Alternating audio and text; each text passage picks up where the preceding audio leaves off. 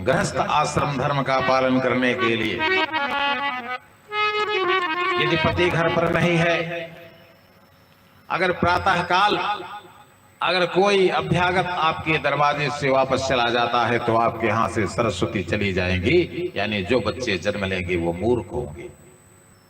मध्याह्न काल में अगर कोई अतिथि आपके घर से वापस गया तो महालक्ष्मी हैं, आप धनहीन और दरिद्र हो जाएंगे। और सायंकाल सूर्यास्त के समय अगर कोई अभ्यागत मांगने वाला आपके घर से वापस गया तो आप शक्ति विहीन हो जाएंगे, यानी रोगी हो जाएंगे।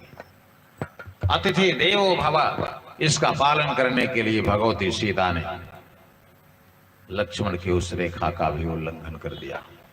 बात समझ रहे कि नहीं समझ रहे? ये कथाएं क्यों बताई गई? ये कथाएं इसलिए बताई गई कि सीता ने गृहस्थ आश्रम का पालन करते हुए संसार की समस्त माताओं को यह बात बता दी कि हमें अपने प्राणों को बलिदान पर चढ़ जाना पड़े तो चढ़ जाए, कोई बात नहीं है, लेकिन भिखारी दरवाजे से वापस न जाए, कोई संत महात्मा दरवाजे से वापस न जाए। उन्होंने लक्ष्मण की रेखा का उल्लंघन करते हुए और बाहर निकल गई। तो जानते हैं ना, जिनको भगवान कृष्ण ने कहा कि संसार में कोई धनुर्धारी है तो अर्जुन तुम नहीं, राम शस्त्र भिदामहम। राम जब धनुष पर एक बाण चढ़ाते थे, सज्जनों ध्यान से सुन लीजिए, जब उसको खींचते थे तो 7 होता था, और जब उसको कान तक ले आते थे तो 700 हो जाता था, और जब उसको छोड़ देते थे तो 7 युता 700,000 बाण होकर के 700,000 राक्षसों का सिर काट। ऐसे राम के सामने कौन से विपत्ति आई?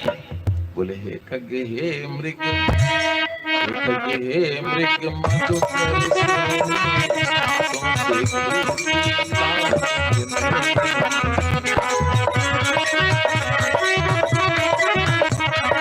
हे खग हे मृग, हे खग हे मृग मधुकर श्रेणी तुम देखी सीताओ।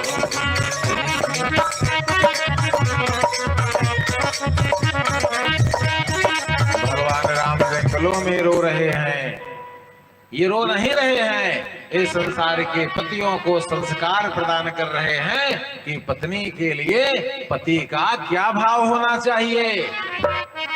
वह ईश्वर व ब्रह्म, उसको कोई बात था पंचुरन राख निज श्रुति से तो, और जग विस्तारन जैसे जन्म राम कर हे तो। यानी पत्नी अगर पति के लिए मर रही है तो पति का भी फर्ज है कि पत्नी के लिए अपना प्राण बलिदान पर चढ़ा दे। बोल भक्त भगवान की जय।